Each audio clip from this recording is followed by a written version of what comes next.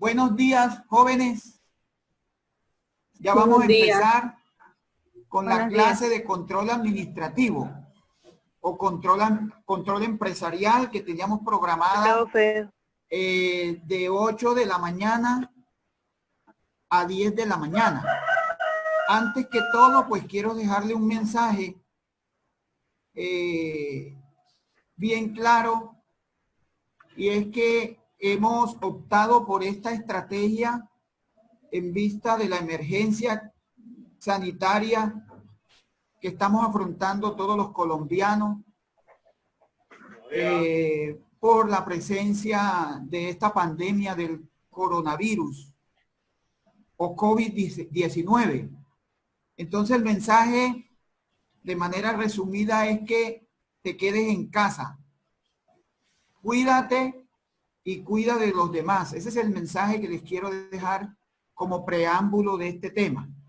Bueno, entonces vamos a empezar haciendo una breve introducción en lo que tiene que ver a esta temática. Hablar de control administrativo o control empresarial, pues no es un tema nuevo. Ya ustedes en las clases anteriores, pues, han tenido la oportunidad de mirar, de revisar cada una de las etapas o cada una de las etapas del proceso administrativo. Entiendo que ya vieron planeación como etapa, que vieron organización, que vieron dirección o ejecución, y hoy nos compete hacer algunas precisiones de lo que tiene que ver con el control administrativo. Les decía que no es un tema nuevo porque de alguna u otra manera ustedes han tenido la oportunidad de revisarlo,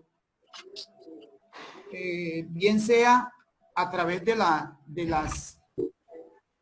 biblioteca virtual con la cual ustedes cuentan y que la universidad tiene suscrito varios convenios, y pues también han tenido la oportunidad muchas veces de verlo o de consultarlo a través de otras fuentes de información desde su navegador. Entonces, siguiendo con el desarrollo del tema, hay un mensaje muy claro que ustedes lo pueden ver allí en esta presentación, donde dice que las dificultades pueden ser obstáculos o peldaños dependiendo de la actitud con la cual tú las enfrentas. Pienso que ese es un mensaje muy diciente y que todos debemos estar preparados para vencer las barreras o para vencer esas dificultades que se nos presentan en la vida. Siendo así, pues quiere decir esto, que debemos ser perseverantes, que debemos tener disciplina, que debemos actuar con humildad, que debemos actuar con mucha fe siempre que algún obstáculo se nos presenta. Bueno, continuando con el desarrollo de la temática, es importante tener en cuenta que el control lo podemos hacer desde varios ámbitos en el proceso administrativo, inclusive en la vida misma. Y es así como podemos en estos momentos decir que el control es una herramienta administrativa que desde las empresas la podemos ejecutar dentro de ese proceso, ¿verdad? Y que muy a pesar de que la empresa o la organización en la cual nosotros nos desenvolvemos tenga planes magníficos, muy bien diseñados, estos planes no los podríamos evaluar si no tenemos unas buenas herramientas de control. Dicho en otras palabras, el control es la herramienta que nos permite a nosotros medir o valorar si esos planes o verificar si esos planes que hemos formulado han sido llevados o ejecutados conforme se planearon. Si alguna inquietud se les presenta durante el desarrollo de la temática, pues me la pueden hacer, o cualquier interrogante que tengan. Bueno, pasemos a la parte de objetivos. Tenemos entonces que el objetivo general es explicarles a ustedes o describirles toda la parte conceptual sobre todo lo que tiene que ver con este tema de control como una de las etapas muy fundamentales en el proceso administrativo, basado en las diversas teorías administrativas de las cuales ya ustedes les hablaron al inicio de este curso o de esta asignatura. Y específicamente vamos entonces a describir cuáles son esos elementos del control en el proceso administrativo. De igual manera, vamos a mencionar las diferentes herramientas que esa etapa de control utiliza y la importancia de la aplicación de cada una de ellas. Dicho en otras palabras, el control es una de las herramientas fundamentales que me van a permitir a mí verificar de que lo que yo planeé se cumplió tal y cual como se formuló o se planeó. Entonces aquí tenemos, jóvenes, ahí están viendo ustedes en esa presentación, va el punto de vista de varios autores con respecto al concepto de control. Henry Fayol, por allá en el año 1987, decía que el control consiste en verificar si todo ocurre de conformidad con el plan adoptado, que era lo que yo les decía al inicio, y que esta etapa o esta herramienta de control tiene como fin, a su vez, señalar las debilidades y los errores que se pueden presentar durante la ejecución de una acción o de una actividad para poder rectificarlos o para poder retroalimentar el proceso. De otra parte, Hidalberto Chiavenato decía por allá en el año 1998 que el control es la fase del proceso administrativo que mide y evalúa el desempeño y toma la acción correctiva cuando ésta se necesita. Si hacemos un comparativo entre Fayol y Chiavenato, nos vamos a dar cuenta que ambos tienen muchas cosas en común en su planteamiento. Luego, otro autor, Anzola, por allá en el año 2002, decía o afirmaba o afirma que el control consiste en medir, en la medición y la corrección del rendimiento de los componentes de la empresa. Él enmarcaba este concepto desde mirando a la empresa como un sistema. Y él decía, a su vez, refiriéndonos a este postulado, que el control debía verse desde cada sección de la empresa. Quiere decir que cada subsistema, porque la empresa se veía o se ve, según algunos teoristas, como un sistema, cada subsistema ejercía y medía y a la vez hacía corrección de cómo cada una de esas partes de la organización daba rendimiento o cumplimiento a los planes previos. Eso es lo que quiere decir Anzola. Y posteriormente Richard, por allá en el año 2004, él decía que el control consistía en vigilar las actividades de los empleados, determinar si la empresa se dirige a la consecución de esas metas y tomar las acciones correctivas. Entonces, si comparamos las cuatro posiciones, las cuatro miradas que ustedes están observando, en el fondo todas tienen muchas cosas en común. Se habla de consecución de metas o de consecución de objetivos, de ejecución de planes y de tomar acciones correctivas. Revisamos y comparamos y nos vamos a dar cuenta que todos tienen mucha concepción común o muchos aspectos similares en sus postulados. Si hay alguna inquietud, pues me pueden escribir y yo pues estaré presto a resolverla. Continuamos entonces.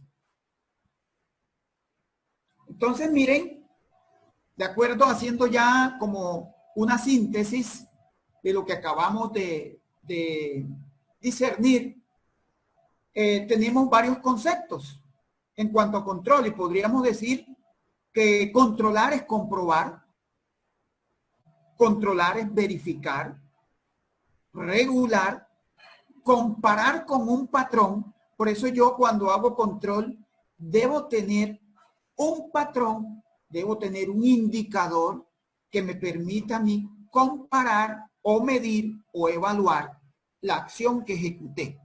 Pero control también implica ejercer autoridad sobre alguien. También implica frenar o detener o impedir. Por ejemplo, cuando ustedes están haciendo un procedimiento, y esto a manera de ejemplo, en alguna acción de cuidado, supongamos que a ustedes se les asigna colocar una sonda vesical o hacer un cateterismo vesical, centrándonos más en la disciplina y en el quehacer de la disciplina nuestra profesión.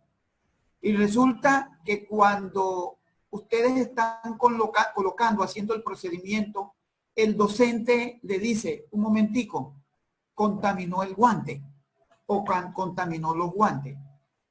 O mire que tiene que hacer el cateterismo sin inflar el balón de la sonda vesical. O el docente en ese momento está impidiendo de que ustedes cometan un error. Ese es el control correctivo o el control concurrente, que lo vamos a ver más adelante. Yo impido que usted continúe con la acción porque detecté una debilidad en el proceso, ¿verdad? Le hice control durante el acto. Eso quiere decir que estoy impidiendo, estoy frenando, ¿verdad? O estoy evitando de que usted continúe con el procedimiento porque está cometiendo un error. Lógico, el docente tiene que ser muy, pero muy cauteloso al hacer la acción correctiva durante el procedimiento, porque esto también genera incomodidad en el estudiante y aparte de eso, pues, mire que estamos frente a un paciente y eso genera desconfianza sobre el acto de cuidado, sobre las actividades que el estudiante estaría haciendo al paciente. Entonces, eso a manera de ejemplo para que ustedes se den cuenta que yo puedo impedir en un momento dado cuando alguien está ejecutando una acción y de pronto no está haciendo las cosas como es. Bueno, entonces, ¿qué podemos controlar? ¿Qué puedo controlar yo? Yo puedo ejercer control. Si estoy supervisando a un grupo de personas, puedo controlar a esas personas. Pero al mismo tiempo, puedo hacer control a esas actividades que esas personas están ejecutando.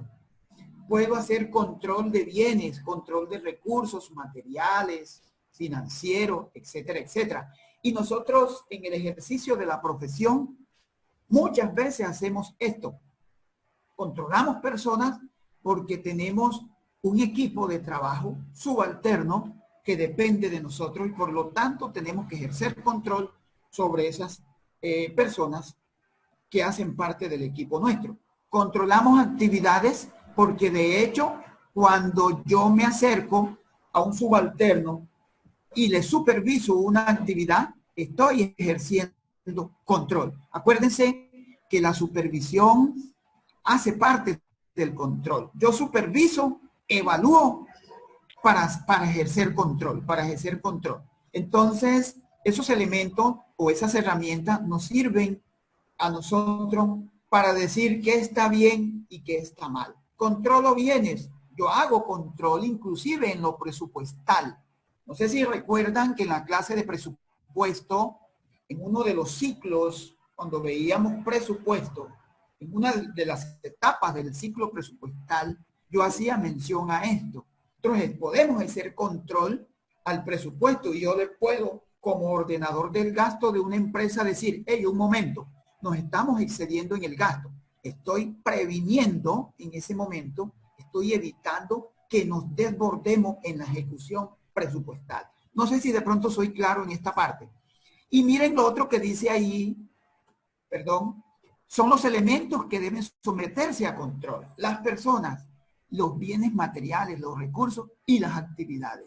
En resumen, yo debo centrar mi acción como gerente, como ordenador, como estratega en estas tres cosas, en las personas, en las actividades y en los bienes. Seguimos entonces mirando y revisando algunos factores que comprende este control como etapa del proceso administrativo. A ver, hay algunos factores que comprende o que hacen parte de este control. La cantidad es un factor. El factor cantidad se aplica en actividades en las que el volumen es importante. Por eso es que debo tener en cuenta de que en muchos casos yo tengo que descentralizar, digamos que esa etapa de control. A ver, ¿a qué me refiero? Yo no puedo controlar muchas cosas al mismo tiempo. Debo ser racional. ¿Qué tal yo ejerciendo control sobre 300 o 500 empleados y que yo solamente centralice mi poder yo sobre esas 300 o 400 personas? Es difícil. Por eso es que tengo que ser muy estratégico. Tengo que descentralizar el poder, y miren que esto también tiene que ver con el control, para que esas personas que hacen parte de coordinadores de las diferentes dependencias me ayuden a ejercer control. A eso se refiere la cantidad. La cantidad es un factor que influye mucho porque yo a veces no puedo hacer control a todo lo que sucede en la empresa. Por lo tanto, tengo que descentralizar ese poder y muchas veces la autoridad en aquellos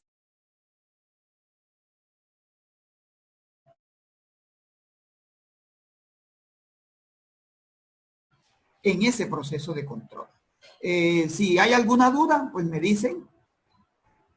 Dice por acá Jessica que el que mucho abarca, poco aprieta. Muy bien, muy buena tu apreciación, Jessica.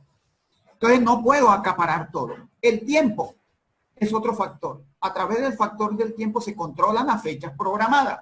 Por eso es que esto aplica más cuando yo establezco, cuando de manera individual yo hago un plan, por ejemplo, en un diagrama de Gantt, que de pronto vamos a ver ahorita una gráfica ya al final, en un diagrama de Gantt, que no es más que un plan de acción, básicamente es esto, donde yo estipulo unas actividades, programo unas actividades en unas fechas. Eso tiene que ver con el tiempo. Yo mismo, como controlador, si vale el término, debo hacer seguimiento al cumplimiento de esas actividades con el fin de poderle hacer monitoreo y verificar de que todo se está cumpliendo en el tiempo y en las fechas estipuladas. Creo que en eso pues no hay duda, y si hay duda me lo comunican por favor a través del chat. Y el otro factor es costo.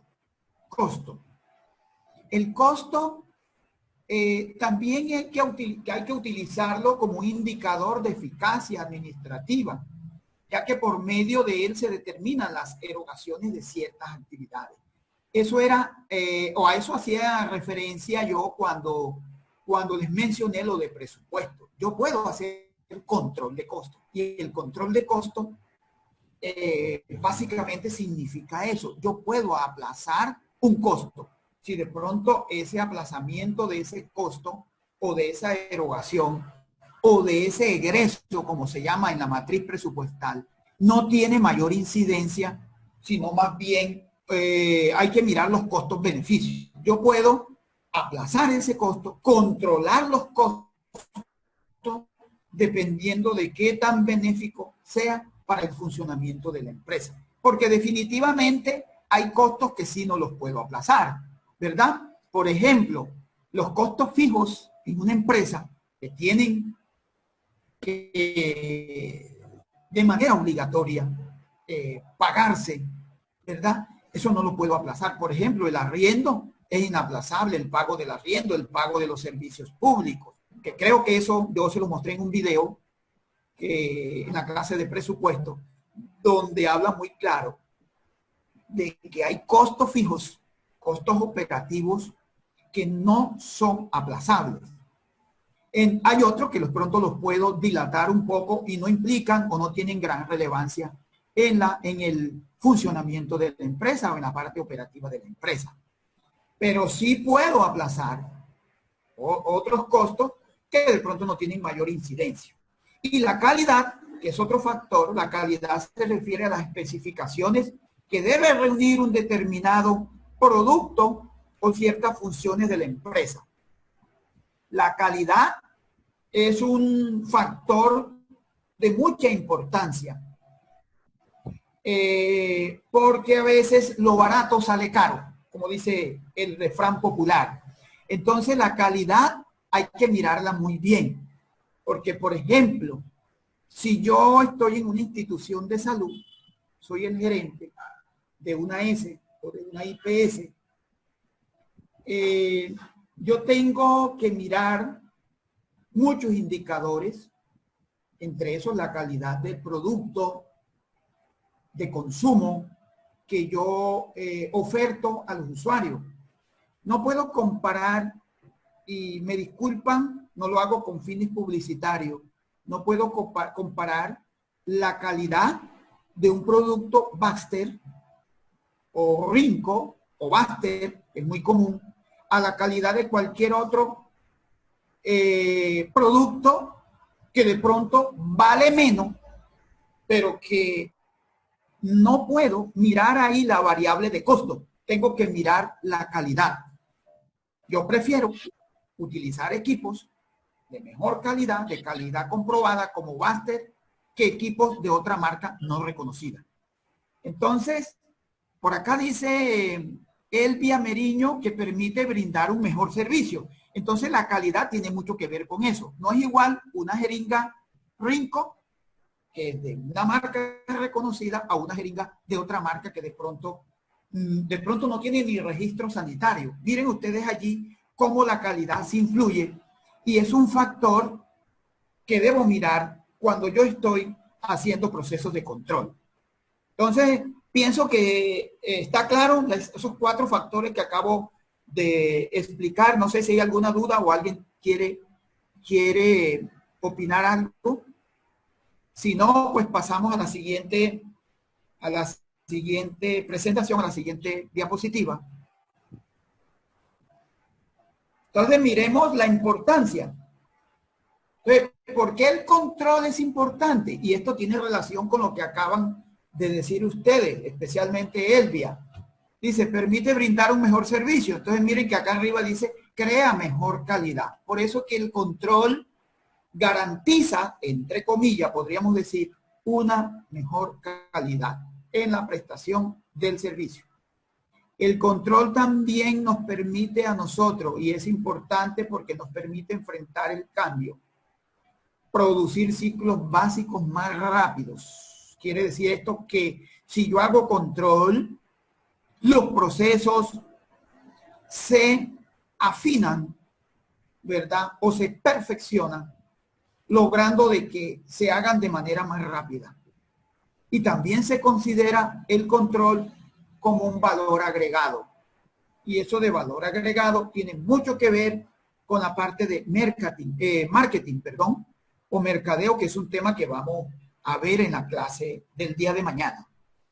Y facilita la delegación y el trabajo en equipo. Por eso es que ahora rato, hace unos minutos, yo les hacía el comentario de que yo tenía que descentralizar, para hacer un buen control, descentralizar el poder y descentralizar hacer una delegación, pues descentralizar el poder y descentralizar la autoridad muchas veces para que ese control sea más productivo y que cada quien... Entonces estábamos por facilitar la delegación y el trabajo en equipo. Eso se los comentaba yo hace unos minutos. Y se dice que todo gerente debe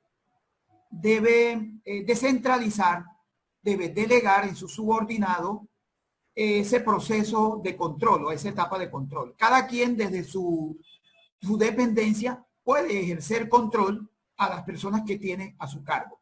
Seguimos entonces con la siguiente diapositiva y vamos a revisar un poco los fines del control. El control administrativo o el control empresarial o el control de la gestión tiene unos fines y uno de ellos es informar. Esto quiere decir que todo el que hace control debe informar, debe transmitir qué decisiones o qué debilidades se encontraron y qué decisiones se tomaron para poder corregir el proceso y retroalimentarlo. Nada hago yo como supervisor o como controlador, si es el término, de observar, de supervisar, de evaluar y quedarme callado. Tengo que informar a mis subalternos y a mis superiores dónde estuvieron las debilidades, dónde estuvieron las fortalezas, para que se corrija donde hubo alguna inconsistencia en la ejecución del proceso o de una actividad, para que se tomen los correctivos necesarios y se pueda cumplir con los objetivos de la organización o de los planes formulados. Otra de los fines es la coordinación o coordinar. Esto está encaminado básicamente en lograr obtener, por eso tengo que ser muy armónico con el equipo que tengo a mi cargo, ¿verdad? Con el fin de poder coordinar todas las acciones y que todo se realice de manera eficaz para lograr el objetivo. Evaluar, como ya ustedes saben, el concepto de evaluar básicamente nos permite a nosotros hacer un juicio valorativo de todo el proceso, ¿verdad? Y luego decir si está bien, está mal, dónde estuvo bien, para que las cosas se sigan haciendo así, o mejorar, ¿verdad? Y dónde estuvo mal o dónde hubo deficiencias en la ejecución de las actividades para lograr, pues, subsanar los errores. Y motivar, esto permite que aquellas personas a quien yo superviso, a quien yo controlo, se esmeren o se motiven, válgase el juego de palabras, para continuar haciendo las cosas bien o mejorar aquellas que de pronto tuvieron, en aquellas que de pronto tuvieron dificultades. Eso básicamente son los fines del control de la gestión o control empresarial o control administrativo. Entonces, pasando a la siguiente diapositiva, miremos a ver, ya este tema yo lo había de pronto tocado en el transcurso de la exposición, y miramos entonces los tipos de control. Uno es el control preliminar, otro es el control concurrente y otro es el control de retroalimentación, así como lo muestra la gráfica o la lámina. El control preliminar, como su nombre lo indica, es aquel que yo hago antes de que se ejecute el proceso o la actividad o el procedimiento. Por ejemplo, cuando yo le digo al estudiante, hágame el favor y prepare el medicamento para el paciente X. El estudiante lo primero que hace es lavarse las manos, ¿no? Sería lo primero. Y luego prepara el equipo, ¿verdad? Que todo eso está dentro de los correctos que ya ustedes conocen. Creo que son 10. 10 correctos, ¿verdad? Ustedes me corrigen si de pronto hay algo más actualizado, pero son 10 correctos. Cuando yo estudié, nada más eran 5 correctos. 12 correctos. Muy bien, Luisa, 12 correctos. Los 12 correctos, ¿verdad? Si yo antes de que el estudiante haga el procedimiento, le pregunto, hágame el favor, mencióneme los 12 correctos. Elvia Meriño me dice que va por 15, ya son 15 correctos. Bueno, miren cómo va cambiando el mundo. Cuando yo estudié nada más eran 5, ahora son 15. Cada día somos más exigentes, o las normas en materia de salud se vuelven más exigentes en pro de la calidad, porque eso es lo que busca el sistema. La calidad y la seguridad en la atención, seguridad del paciente. Entonces, volviendo al tema de preliminar, es cuando yo le indago al estudiante, ¿verdad? ¿Qué tanto conoce él del proceso? Le estoy haciendo control preliminar. Pero ese control preliminar está basado en unas políticas, en unas normas de procedimiento, en unas reglas que ya yo lo estaba mencionando, ¿verdad? Esas normas, esas políticas están contempladas en los 10, en los 12, en los 15 correctos y en las normas del sistema obligatorio de garantía de calidad y las normas de seguridad del paciente. Es cuando yo le indago al estudiante antes de que haga el procedimiento si él conoce cómo hacer el procedimiento o el proceso o la actividad. A eso se refiere el control preliminar. Se hace antes de que ocurra el hecho. ¿Está claro? Si está claro, me dicen sí. Si no, me dicen no. Yo les explico y retomamos otra vez el concepto. Entonces, bueno, está claro, dice Juan Lobo y Rosa Pino también. Seguimos entonces. Control concurrente. Muy claro, dice Dayana. Dayana, ¿cómo estás? Bueno, seguimos con control concurrente. Entonces, el control concurrente es aquel que yo hago durante el procedimiento, durante el proceso. Lo hago cuando la persona está haciendo el procedimiento. Y yo le colocaba un ejemplo, el del cateterismo vesical. Mire que todo esto está interrelacionado. Si yo tomo un estudiante y le digo, haga el cateterismo vesical, ¿verdad? Y él durante el procedimiento se equivoca, yo le puedo hacer correcciones de manera muy sutil, de manera muy prudente, sin que el estudiante se sienta mal y sin generar desconfianza frente al paciente. Porque el estudiante está en un proceso de formación, de aprendizaje. Y aquí aplica la teoría de Patricia Benner. Si no estoy mal, me corrigen. Si estoy mal. La teoría de Patricia Benner habla del aprendiz, del principiante al... Bueno, no recuerdo bien, pero habla de eso. Me disculpa. Entonces, el control concurrente es el que yo hago del aprendiz al experto. Ya me acordé. Del aprendiz al experto. Habla Patricia Benner. Entonces, el control concurrente, retomando el tema, es el que hago durante la acción. Yo observo al estudiante, es más, lo puedo apoyar en el proceso y decirle, mire, coloque la sonda así, mire, tome la jeringa así, el balón inflable dice que son 15 cc de agua, introduzca 15 cc de agua, luego que ya el cateterismo está hecho para que quede fija la sonda. Mire, colóquese los guantes así. Yo puedo hacer el acompañamiento porque el estudiante está en proceso de formación, pero le estoy haciendo control concurrente. Este control nos ayuda a garantizar que el plan será llevado a cabo en tiempo específico a las condiciones requeridas. Dailin me pregunta, profe, una pregunta entre las... Perdón. Dailin, no vi bien tu pregunta. Por favor, no la veo. Dailin Munive, tu pregunta. Dailin pregunta que cuál es la diferencia entre supervisión y control. Radica la diferencia. Ya le respondo, Dailin. Le voy a responder por el micrófono. Bueno, la diferencia es mínima. Lo que pasa es que la supervisión es una herramienta de control. ¿Oyó? Recuerde que la supervisión la puedo hacer de dos maneras, directa o indirecta. ¿Oyó? ¿Me entendió, Dailin? Entonces, yo puedo hacer, yo para controlar tengo que hacer supervisión. O la hago directamente allí con el estudiante, con el subalterno, disculpen el término, ¿verdad? O la hago de manera indirecta. Entonces, una herramienta que el control utiliza, esa es la diferencia. Pero les quiero aclarar algo.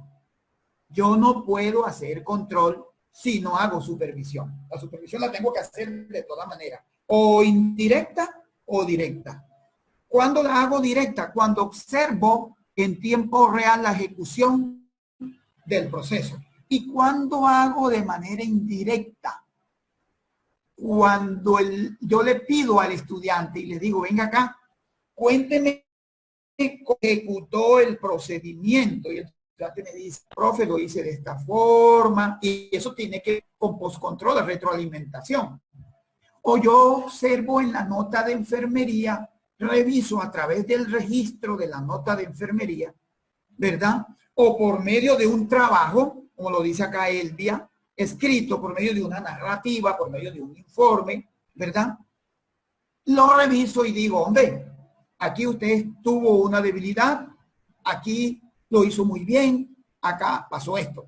Ahora, si yo le pregunto al estudiante, venga acá, ¿cómo aplicó los 15 correctos? Y el estudiante me dice, me recita toda la poesía bien y me dice, lo hice de esta y de esta forma, profe. Yo estaría haciendo ahí supervisión indirecta y estoy haciendo control. ¿Oyó?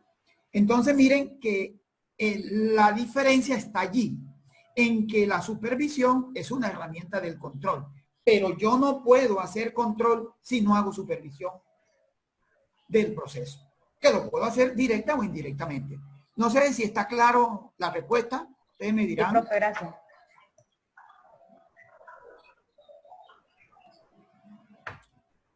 Me dirán si está clara la respuesta. Veo que nada más se conectaron 32 estudiantes, faltan 7. Bueno, de esos 7 estudiantes que no lograron conectarse, pueden ver la presentación a través de Classroom. Y de todas maneras, como esto se está grabando, yo se las envío al correo a todos. Esos 5 estudiantes que no lograron la conexión, por favor, me escriben al correo, todos lo tienen, y me dicen cuál fue la razón. De pronto están sin conexión, todo esto es posible que ocurra. Bueno, pasamos a retroalimentación. Se enfoca sobre el uso de la información de los resultados anteriores, ¿verdad? Para poder corregir dónde estuvieron las desviaciones. Entonces, ese control de retroalimentación es el que yo hago mucho después. Ocurrió, y ya yo lo había explicado anteriormente, ocurrió el acto, ya pasó todo, yo hago control de retroalimentación. Y ese control de retroalimentación lo que permite es hacer ajustes. ¿Basado en qué? Basado en los registros, en las informaciones de los resultados de un proceso que se ejecutó anteriormente. Eso es lo que busca la retroalimentación. En algunos libros usted lo va a encontrar con el nombre de post-control. Post-control, o sea, después del acto. Me hago explícito. En pocas palabras, los tipos de control es la supervisión que se hace en el antes, claro, durante, creo que dice aquí, antes, durante y después del proceso. Ok, Rosa, muy buena tu aseveración. Pues ahí no tenemos, ya pienso que todo está claro. Sí, yo hago control antes, durante y después, pero tengo que supervisar. Sin supervisión no puedo hacer control. Por eso es que uno como docente, y quiero dejar este mensaje claro, tiene y debe supervisar a sus estudiantes de manera directa y de manera indirecta. Debe hacerlo de las dos formas, porque sobre todo cuando estamos en gestión, el estudiante ya se supone que ya cumplió con la mayoría de sus créditos académicos y que ya tiene una formación mucho más sólida que un estudiante de salud pública, colocando el ejemplo.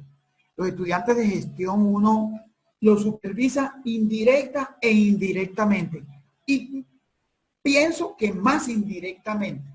Uno de los estudiantes los evalúa más por resultados, porque se supone que el estudiante de gestión ya tiene una autonomía, una formación. No quiere decir de que yo los deje solo todo el tiempo, pero sí con cierta propiedad los debo dejar cierto tiempo solos entre comillas, para que ellos desarrollen toma de decisiones y que puedan, como les digo, autoformarse, puedan fortalecer sus competencias en todos los aspectos. Entonces, un docente no puede decir mañana, su nota es 3 o es 2, sin haberlo supervisado, ¿verdad? El docente debe tener los argumentos y todas las pruebas que permitan decir, mire, su nota es 4 porque usted tuvo esto y este rendimiento o este desempeño, logró estas competencias, pero aquí estuvo débil porque yo tengo aquí registrado en mi anecdotario que usted tal día que hizo tal procedimiento presentó este y estas debilidades. Eso es importante dejarlo claro. Porque el docente no puede decir, o usted no puede darle la nota y resulta que el docente de pronto no voy a practicar, nunca verlo. Y de pronto se basó nada más en los registros. Hay que mirar también de manera directa ciertas acciones que los estudiantes hacen y que uno sabe que el estudiante logró algunas competencias. Una pregunta, dice, si estuviera supervisando los resultados de la nota del parcial, si estuviera supervisando los resultados de la nota del parcial, ¿cuál sería la retroalimentación que nos daría? Dayana, no te entiendo muy bien la pregunta. Voy a formularla de nuevo. Si estuviera supervisando los resultados de la nota del parcial, ¿cuál sería la retroalimentación que nos daría? Ah, ya. Si yo hubiese visto la nota de los parciales. Bueno, no sé si es así lo que usted quiere decirme o preguntarme.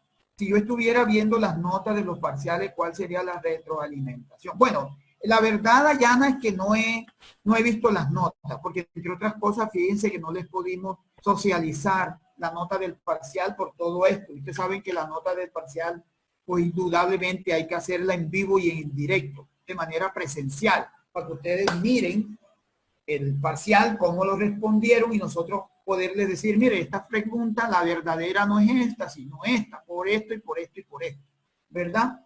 Entonces no tendría en estos momentos una respuesta precisa porque no tengo, ya los parciales sí los calificamos, ¿ya? Los calificamos, pero no tengo en mis manos las notas. Sé que a algunos les fue bien, a otros les fue regular, a otros les fue... Pero no me atrevo a dar... pero, profe, en ese caso, ¿cómo sería la retroalimentación? A la coordinadora, lógico, al equipo de docentes también, pero la coordinadora pues lo hará en el momento en que tengamos el espacio y que ya pasemos todo este proceso de emergencia sanitaria. Entonces, esa es la respuesta que le tengo, Dayana. Podemos seguir entonces con el desarrollo de la temática. Vamos por tipo de control. Principio, aquí voy a agilizar un poco porque el tiempo también se nos va agotando. Entonces, vamos a mirar los principios del control.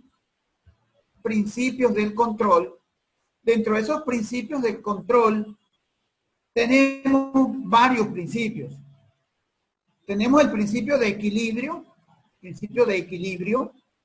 ¿verdad? Ese principio de equilibrio significa que yo debo a cada grupo, a quien le delego actividades, le debo proporcionar, ¿verdad?, el mismo grado de control. Yo no puedo controlar más a unos y a otros no. O sea, tengo que ser equilibrado, tengo que ser ecuánime, tengo que ser muy cuidadoso porque a veces me dedico por obsesión o por cualquier otra cosa que a veces cometemos quienes ejercemos control y supervisión.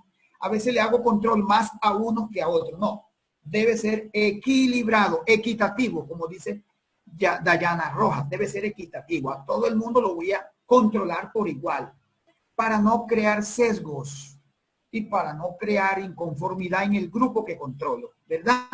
Objetivo, principio de objetivo. Todo control debe tener un objetivo, ¿verdad? ¿Para qué controlo? ¿Con qué fin estoy controlando? ¿Verdad? No debo controlar por controlar. Tengo que tener un objetivo claro. ¿Qué controlo yo cuando estamos haciendo un procedimiento? ¿Para qué controlo? Un objetivo es para garantizar la calidad del proceso, ¿verdad? Entonces el control debe ser objetivo, ¿verdad? Oportunidad. El control se tiene que hacer con oportunidad en el tiempo oportuno. Y Julieta Maestre, que no te había escuchado, Julieta, dice que los objetivos o el objetivo nos permite a nosotros, ¿verdad?, conocer hacia dónde vamos. Si lo que estamos haciendo va bien o va mal. Muy bien, Julieta. Y la oportunidad, ya yo lo decía, en la oportunidad tiene que ver con el tiempo, ¿verdad? En el momento preciso. Pienso que ahí está claro. Si hay alguna duda, pues la resolvemos. Entonces pasamos a la siguiente diapositiva y miren que nos habla de las desviaciones, de los costos y de la excepción. Las desviaciones, todas las desviaciones que se presentan en relación con los planes, ¿verdad?, que se han formulado, deben ser analizados detalladamente. Es por eso que yo, cuando estoy haciendo control, debo mirar dónde hubo debilidad, dónde hubo desviación, para analizarla y tomar la corrección a tiempo. Ojo, si nosotros hacemos control, pero el control lo hago y me quedo yo con eso aquí dentro, no lo manifiesto, no lo comunico, no he hecho nada. Y la persona a quien estoy supervisando o haciéndole control, cree que lo está haciendo bien. Ese es un error. Entonces yo tengo que informar, ¿verdad?, que dar a conocer dónde está la desviación para que se corrija. Los costos o la costeabilidad, ¿verdad? Todo control tiene un costo, pero cuando hablamos de control de costo me refiero a la parte ya de recurso financiero. Yo tengo que hacer control de los costos que me generen o que se me generen a mí, o de los gastos que se me generen en una empresa, ¿verdad? Y tengo que establecer allí unos estándares. Hombre, nosotros no nos podemos pasar de aquí. Lo que tenemos para gastar es este monto, ¿verdad? Esta cantidad, y de allí con eso tengo que jugar. Por eso es que quien ejecuta presupuesto tiene que ser un buen observador, un buen controlador. A veces no controlamos ni los gastos personales y allí tenemos problemas. En la vida diaria también hay que hacer control, en la vida cotidiana. Y excepción dice, el control debe aplicarse preferentemente a las actividades excepcionales y representativas, a fin de reducir costos y tiempo. Pienso que eso también está claro. Si hay algo que aclarar, pues me dicen. Mire que aquí dice Elvia Meriño, ahí la importancia de la supervisión. Por eso es que yo les decía que quien hace control tiene que supervisar, o directa o indirectamente, o hacer las dos cosas. Si no, está fracasado. Entonces pasamos a la siguiente diapositiva. Cualquier duda, pues me la escriben, me la comentan. Y miren esto que dice, lo último, dice función controlada. ¿Qué quiere decir función controlada? Dice allí abajo, está entre paréntesis, que quien controla no puede ser juez y parte.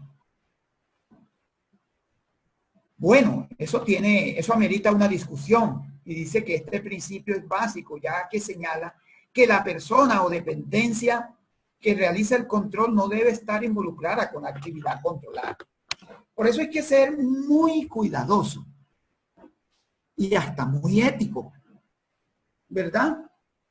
Aunque algunos dicen que uno puede hacerse autocontrol, pero miren que el concepto de función controlada dice algo contrario y dice que quien controla no puede controlarse a sí mismo. Es lo que quiere decir, que no puede ser juez y parte. Eso es como cuando uno, y aquí también prima el principio de la ética, diría yo, porque cuando a mí me dicen autoevalúese, me están diciendo que yo emita un concepto de cómo fue mi desempeño.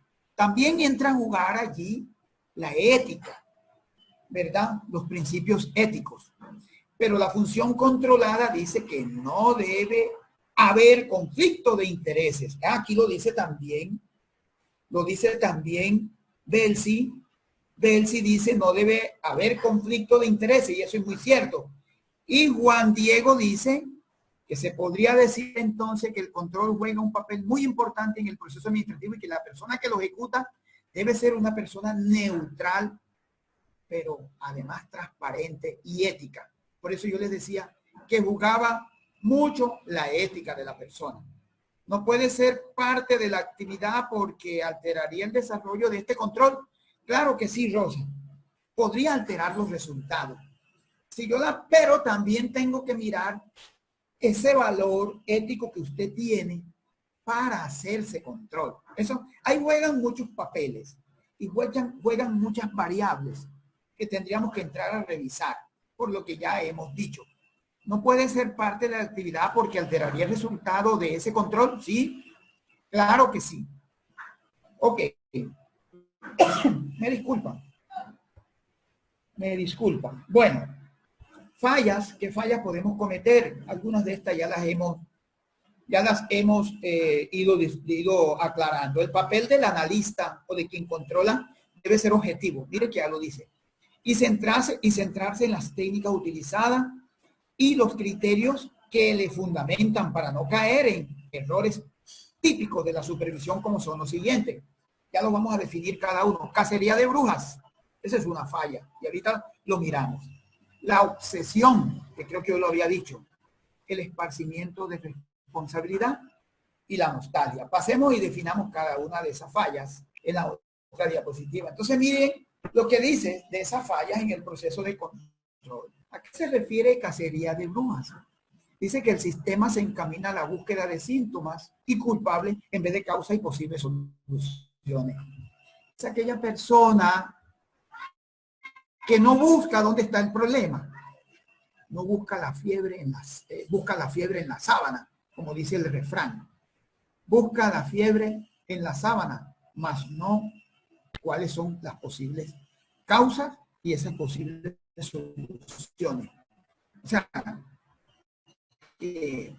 busca culpables donde no lo están y a veces el mismo culpable es él. La otra que dice, otra falla, el esparcimiento de la responsabilidad. El proceso de control puede no ser demasiado específico e involucrar al total del personal, el cual al sentirse atacado, lejos de apoyar el restablecimiento de equilibrio, reacciona de manera negativa.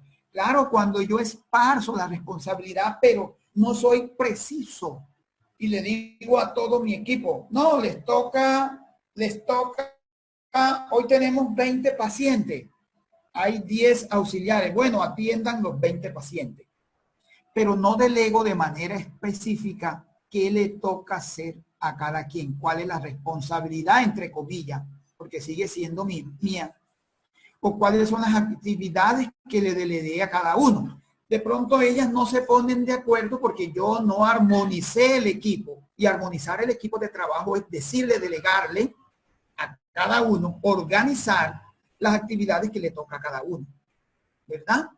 Y eso va en la delegación, ¿cierto? Sino que les dije de manera arbitraria, atiendan a los pacientes.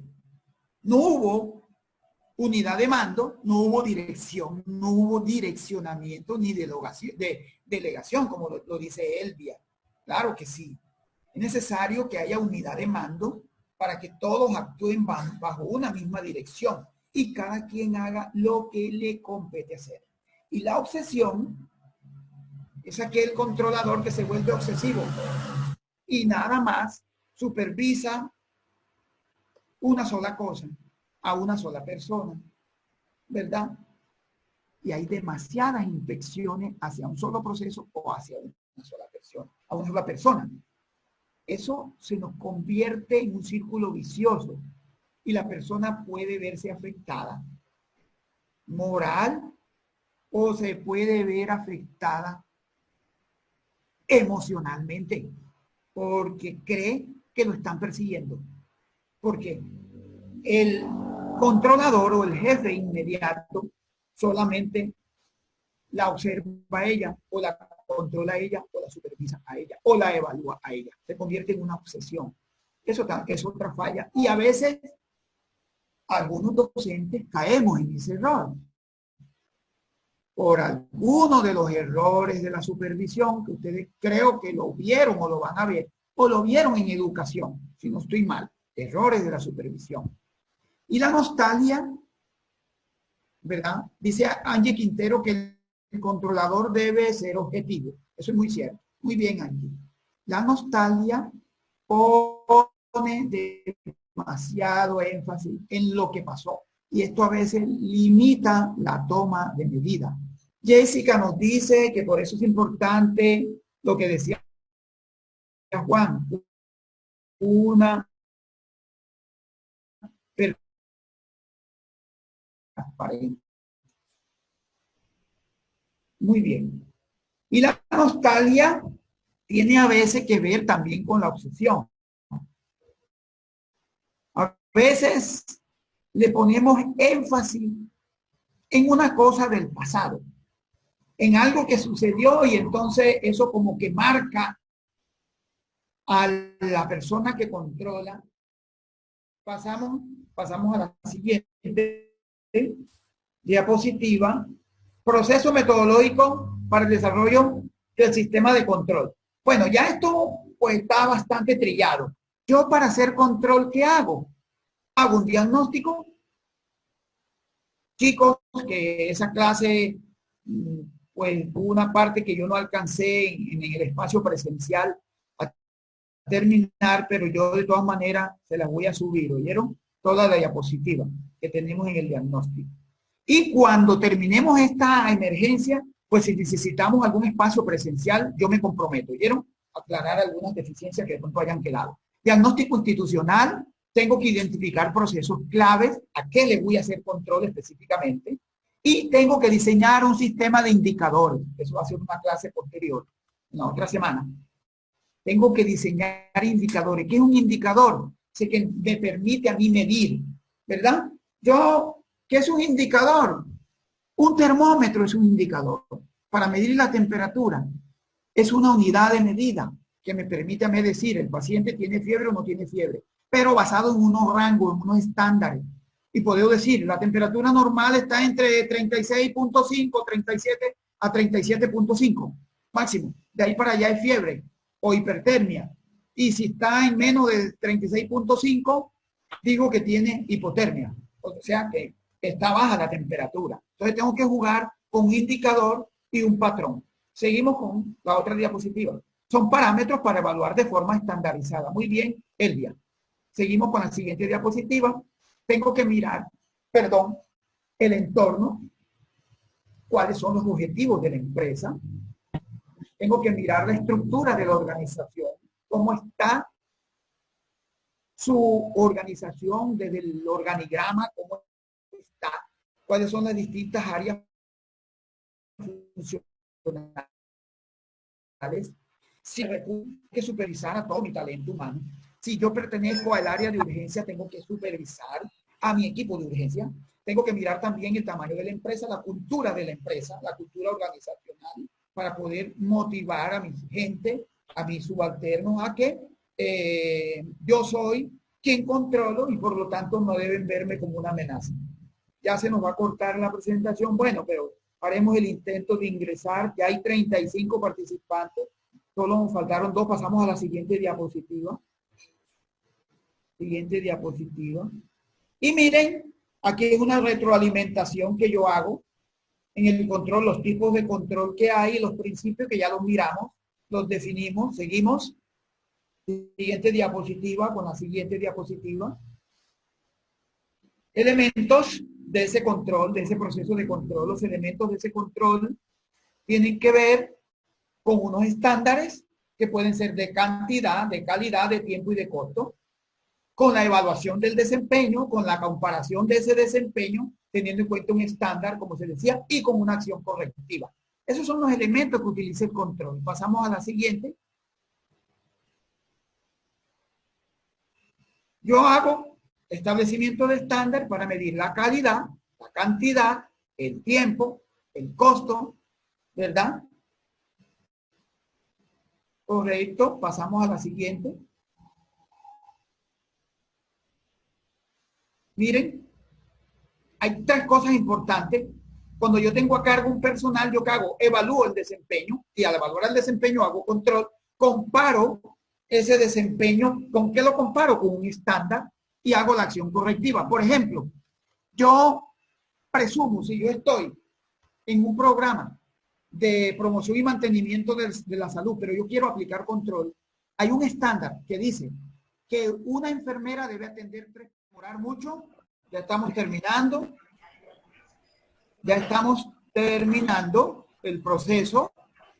Entonces, continuamos con 3 cosas importantes que yo les comentaba. Una de ellas era la evaluación del desempeño. La evaluación del desempeño, yo siempre que tengo personas a cargo la tengo que hacer. Es casi que una obligación cuando yo hago control. Y eso que tiene como fin, evaluar lo que se está haciendo. Si yo no hago evaluación del desempeño, no puedo más tarde decir cuántos fueron los resultados. Pero ese desempeño lo tengo que comparar con un estándar. Y yo ahora rato les colocaba un ejemplo. Si yo tengo una enfermera que me atiende a mí los programas de promoción y mantenimiento de la salud, lo que se llamaba en la 412 PIP, promoción y prevención. Y el estándar con que ella me tiene que cumplir, o ese patrón, o ese indicador de rendimiento, es que me tiene que hacer 3 controles por hora. Ya eso está establecido, es un estándar. Lo diseñó el ministerio. Yo tengo que medirle en el tiempo a ella para poder decir, ¿verdad?, si ella está cumpliendo o no está cumpliendo, para evaluar su desempeño. Y si yo la evalúo y le digo, bueno, de 8 a 9 usted me tiene que atender 3 usuarios en promoción y mantenimiento. ¿Quiere decir eso? Que me debe utilizar 20 minutos más o menos por cada usuario. No es que sea preciso los 20 minutos. De pronto con uno se demora 20, con otro es posible que se demore 25. Lo interesante es que en la hora de desempeño, ella me debe cumplir con ese estándar, atender 3 usuarios por hora. Si yo al cabo de ese tiempo evalúo y resulta que ella nada más me atendió un usuario, o al cabo de 1 hora ella todavía no ha hecho ni el examen físico del usuario, quiere decir que no está cumpliendo, ¿verdad?, con un adecuado desempeño según el estándar. Porque se dice que son 3 pacientes por hora y ella lleva 1 hora y todavía no ha hecho ni siquiera la mitad del examen físico. Eso de pronto causa risa en ustedes, pero es la realidad, para que me entiendan un poco el ejemplo. Entonces, hago la evaluación del desempeño para ver qué está haciendo, para poder evaluar qué está haciendo la persona o el funcionario, y lo comparo con el estándar, ¿verdad? ¿Cuál es el indicador allí? El tiempo. El estándar son los 3 pacientes que me debe atender. ¿En qué tiempo?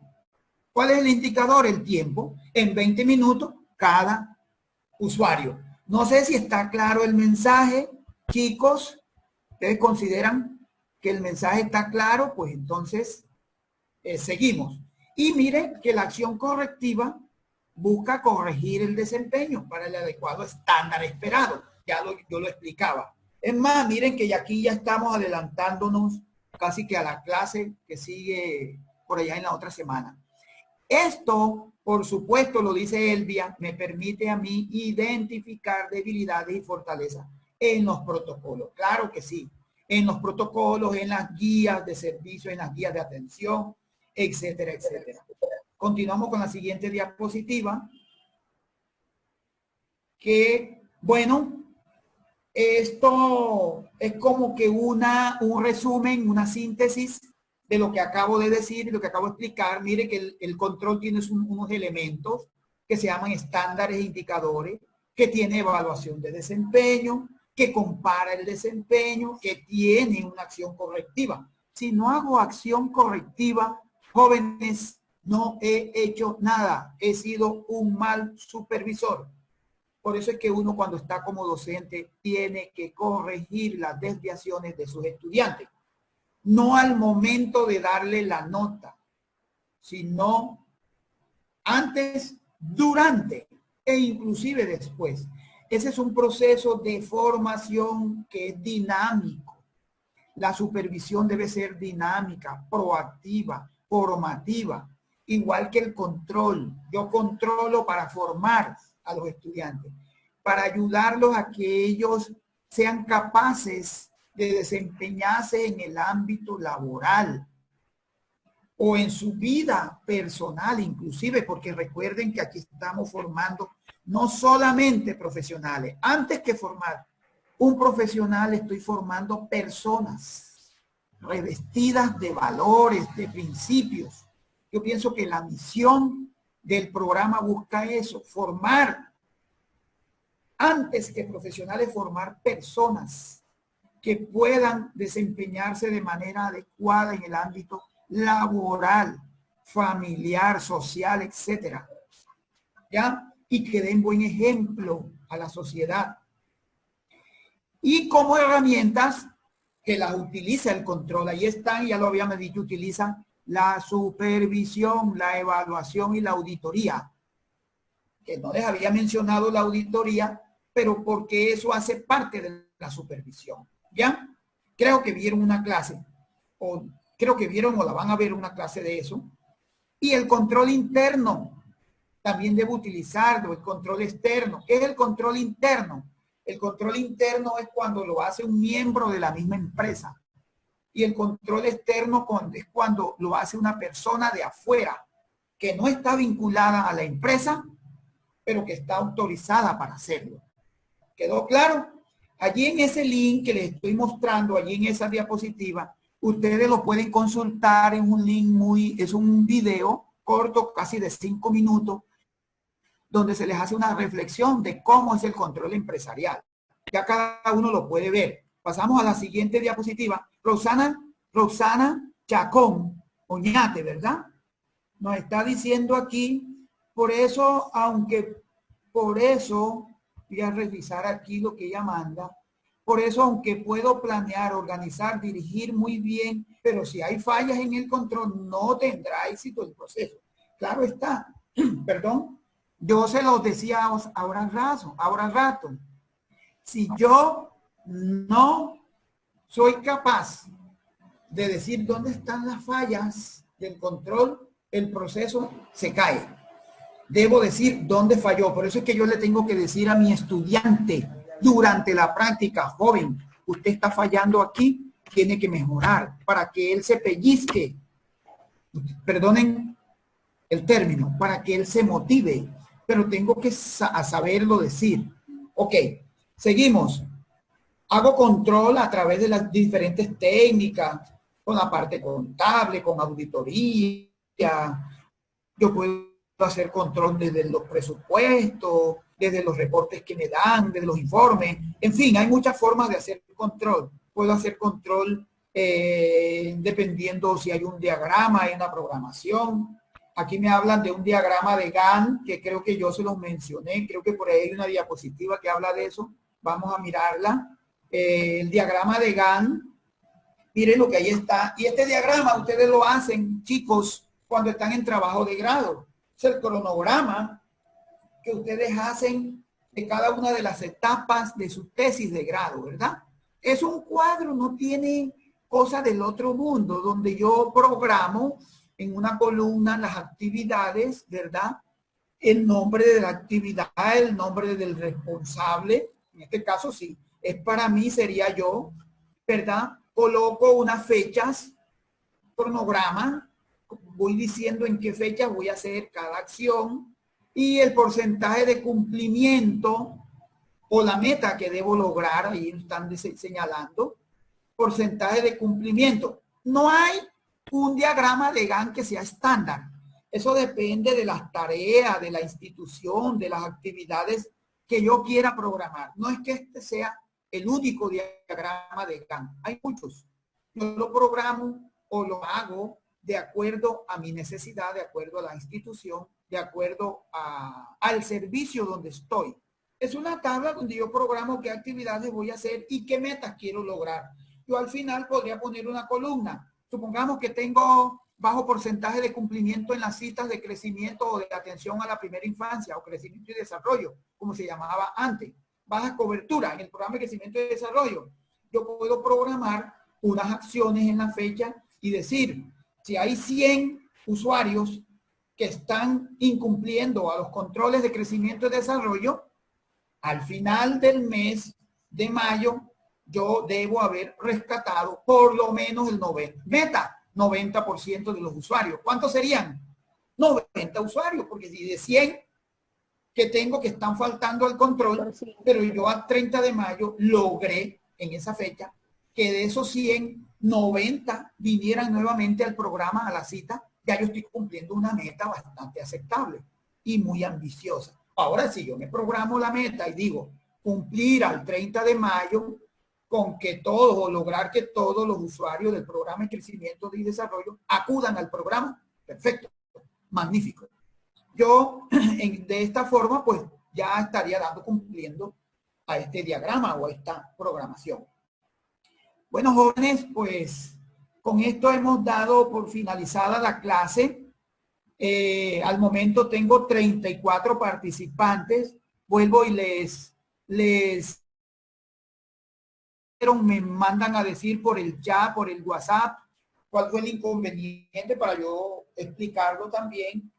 No vamos a tomar represalias contra ningún estudiante, pues no somos de ese tipo de docentes, particularmente yo no voy a tomar ninguna, pero sí quiero que los estudiantes me expliquen cuáles fueron las razones, porque a mí también me piden informe. A manera de conclusión, les dejo esa diapositiva, pienso que no hay necesidad de explicarla, creo que todo quedó claro, así me lo están diciendo por el chat. Tengo entendido que Linda Gutiérrez no pudo asistir, se le presentó una calamidad familiar. Bueno, Linda, ojalá y todo salga bien. Aquí me está diciendo Luisa Fernanda, excelente clase, muy clara y precisa. Gracias, profesor. Bueno, gracias a ustedes, ante todo.